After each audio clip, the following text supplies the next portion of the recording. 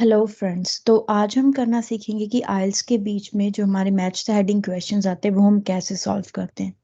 सबको जो ये मैच द हेडिंग क्वेश्चंस है वो बहुत डिफिकल्ट लगते हैं, so let's start without wasting any time.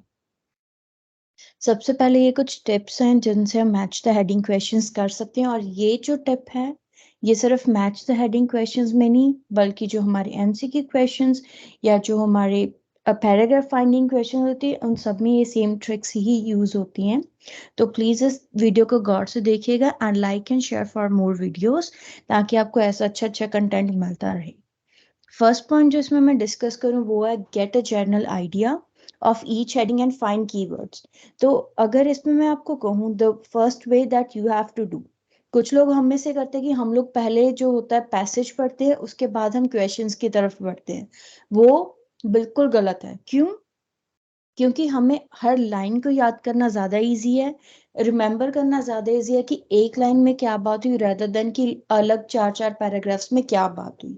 और उसमें जब हम अपने जो मेन वर्ड्स हैं उनको हम अंडरलाइन करते हैं हर हेडिंग में, उसमें क्या है कि हमें जो उन सब की सिमिलैरिटीज और डिफरेंस है हर हेडिंग में हमें उनके बारे में पता चलता है। दैट मेक्स इट इजियर कि हर पैराग्राफ में बात किसके बारे में हो रही है।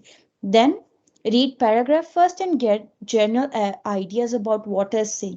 उसके बाद पहले आप अपना पैराग्राफ पढ़िए और जनरल आइडिया लीजिए कि उसके बारे में बात क्या हो रही है। यूजुअली ये सब लोग मानते हैं कि जो हेडिंग्स हैं उसका आंसर इधर फर्स्ट टू लाइंस और लास्ट टू लाइन से होता है। That's never true. जो रीडिंग में हेडिंग्स के आंसर होते हैं, अब if we are reading a chapter और if we are reading a article, तो जो उसमें आर्टिकल का नाम होता है वो सिर्फ आर्टिकल के ऊपर के इंट्रोडक्शन और नीचे के कंक्लूजन के ऊपर डिपेंड नहीं होता। जो आर्टिकल की हेडिंग होती है वो पूरे आर्टिकल में किसके बारे में बात हो रही है, इट डिपेंड्स ऑन दैट। तो सेम चीज है जो हमारी मैच द हेडिंग्स में होती है कि एक पैराग्राफ में किसके बारे में ओवरऑल बात की गई है and what's the main agenda. इसीलिए हम पहले अंडरलाइन करने के बाद अपनी हेडिंग्स को हम सबसे पहले एक पैराग्राफ पढ़ेंगे, not the whole passage, only one paragraph. फिर हम देखेंगे कि उसमें हमें जनरल क्या आइडियाज हैं। Then devote some time to paraphrasing the keywords in the heading. उसके बाद जो कीवर्ड्स आपको हेडिंग्स में दिए हैं जो हमने ऑलरेडी अंडरलाइन किए हैं, we will start going through them. हम उनसे गो थ्रू करेंगे एंड वी विल चेक कि इनमें से कौन सी जो हेडिंग्स है वो हमें लग रहा है कि क्या हो सकते हैं। हम पैराफ्रेज करना स्टार्ट करेंगे उन वर्ड्स को। एलिमिनेट द रॉन्ग और द ऑलरेडी यूज्ड हेडिंग्स। एक ट्रिक होती है कि हम टाइम क्या है ज्यादा हम स्पेंड करते हैं ये ढूंढने में, अच्छा ये आंसर हो सकता है, ये आंसर हो सकता है, इस हेडिंग का ये आंसर। That's not true. हमेशा सबसे पहले हमें रॉन्ग आंसर्स को एलिमिनेट करना। सपोज अगर हमारे पास 5 ऑप्शन, हम उनको एलिमिनेट करेंगे कि ये ऑप्शंस हैं जो वो करेक्ट क्यों नहीं है। Read all the headings before picking up. अब सेकंड मिस्टेक जो सब लोग करते हैं, सपोज अगर आप लोग पढ़ रहे हो तो आप लोग क्या करते हो, एक हेडिंग पढ़ी आपको लगा कि आंसर सही है, we will just mark it up. That is totally wrong, because जो हेडिंग्स होती है मैच द हेडिंग्स होती है हमारी रीडिंग में, उसको हमेशा कंफ्यूज करने के लिए the similar options are given. इसीलिए बिफोर सिलेक्टिंग एनी आंसर हमारे लिए एक ये होता है कि हम सबसे पहले सारी हेडिंग्स को एक बार गो थ्रू करें और उसके बाद हम सिलेक्ट करेंगे कि जो पैराग्राफ आपने देखा उसका करेक्ट आंसर क्या है। So now let's see an example how it works so that it could become easier for you to do the headings in IELTS. This is my heading. So suppose what this question, this is passage A that has 7 to 8 lines, and then we have 10 list of headings. So now as we took before, we will read the main words in each heading first. सबसे पहले हम जो main words है इस हर list of heading में उसको हम देखेंगे कि क्या वर्ड्स हैं and we will underline them. अगर हम लोग काम कर रहे हैं हमारा पेपर बेस्ड एग्जाम पे, और अगर हम कंप्यूटर बेस्ड आइल्स दे रहे हैं there we have a option की राइट क्लिक करके we could highlight the main words. जैसे फर्स्ट था English society, so the main word is English. Second है एजुकेशन क्लब, तो सेकंड में education is the main word. Third is the film appreciation society, so we will go with the film appreciation. Fourth is your drama society. So see, now in the first 4 headings we come to know the difference between 3 different headings. सबसे पहले English, उसके बाद उन्होंने film appreciation की बात की, third उन्होंने drama की बात की है। Fourth is music club, music के बारे में बात की है। Sixth is games society, game society, and seventh is your women's club, the club that is totally devoted to women. Debating club का मतलब डिबेट्स हो रहे हैं, वी आर गेटिंग डिबेटेड. और उसके बाद क्या कॉम्पिटिशन्स के ऊपर बात चल रही है या हमारा किसी टॉपिक के ऊपर बात चल रही है. United nation student club, United nation के बारे में बात हो रही है स्टूडेंट क्लब के ऊपर. और technical student club.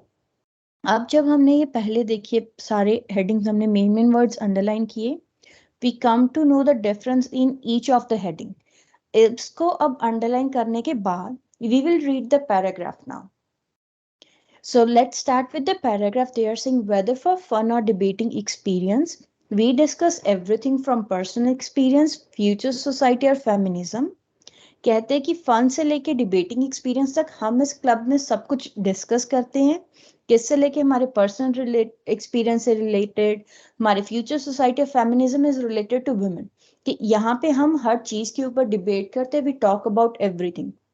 This year, we plan an internal competition, weekly debate and beginner lesson as well as chances to compete nationally. और उन्होंने कहा है कि इस साल हम लोग competitions plan कर रहे हैं. किस चीज़ के?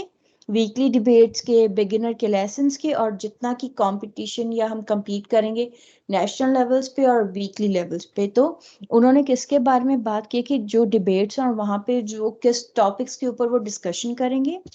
Whether it is to be improve your verbal or social skill, the society provides both. यहाँ पे ये कह रहे हैं कि चाहे ये सोसाइटी अगर आपको आपकी वर्बल स्किल्स इंप्रूव करनी है, चाहे सोशल, ये जो कमेटी आपको हर पार्ट में हेल्प करती है. नाउ अब हमने हेडिंग्स को पढ़ा. Now what we will do is we will start eliminating them. Okay, if we talk about the first one, English society, there is not only spoken about English, तो हमारा पहला option नहीं हो सकता.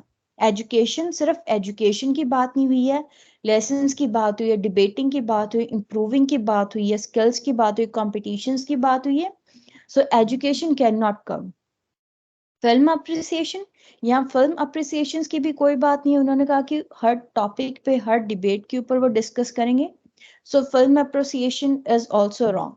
ड्रामा की बात नहीं, ओनली ड्रामा की बात नहीं. They spoke about drama, that's fine, लेकिन सिर्फ ड्रामा की बात नहीं. उन्होंने हर सोसाइटी के बीच में बात की है, डिबेट्स की, कॉम्पिटिशन्स की, डिस्कशंस की on each and every topic, lessons की बात की है, स्किल्स की बात की है.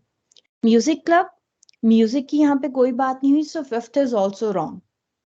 सिक्स्थ वो कह रहा है गेम सोसाइटी, गेम्स की यहाँ पे कोई बात नहीं हुई है. यहाँ पे उन्होंने कॉम्पिटिशन्स की बात हाँ की जरूर है, लेकिन that's also related with debates and are other topics.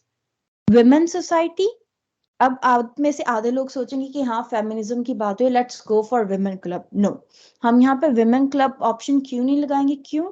क्योंकि जैसा मैंने अभी बताया, list of heading depends on everything, not on a single word.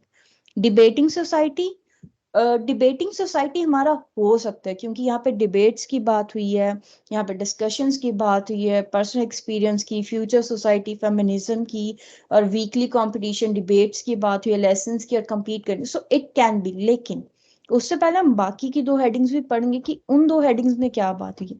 Students की कोई बात नहीं हुई, ना टेक्निकल स्टूडेंट्स की बात हुई. सो इससे हमारा क्या कंक्लूजन एंड फॉर श्योर ये क्या गारंटी है कि इसका जो आंसर क्या है? 8. तो this is the way how we perform list of headings. यहाँ पे हमने सब एलिमिनेट की. So the best option that we go here is for the debating club. This is the best way to solve list of heading questions in your IELTS. Like, follow and share for my upcoming new videos. Thank you.